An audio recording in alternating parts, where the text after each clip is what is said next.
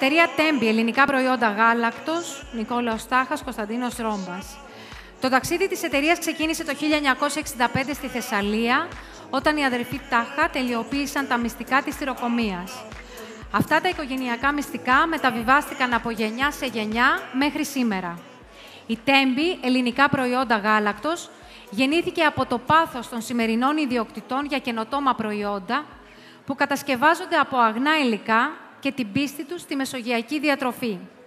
Σήμερα η εταιρεία συνεχίζει να παράγει προϊόντα υψηλής ποιότητας που διανέμονται σε μερικά από τα πιο φημισμένα καταστήματα τυροκομικών σε όλη την Ελλάδα και χονδρεμπόρους εντός της ευρωπαϊκής και αμερικανικής αγοράς.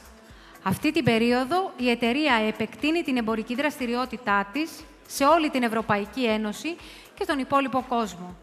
Το βραβείο θα παραλάβει ο κύριος Τάχας Νικόλαος, ιδιοκτήτης της εταιρείας.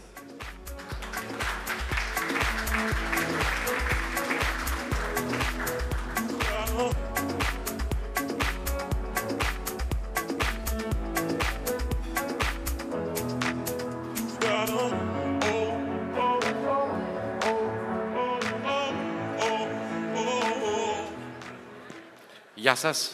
Ευχαριστούμε πάρα πολύ για την τιμή που κάνετε σε μια μικρή ελληνική εταιρεία να της δώσετε ένα τιμητικό βραβείο, το οποίο της δίνει ιδιαίτερο κουράγιο να συνεχίσει την προσπάθεια που κάνει.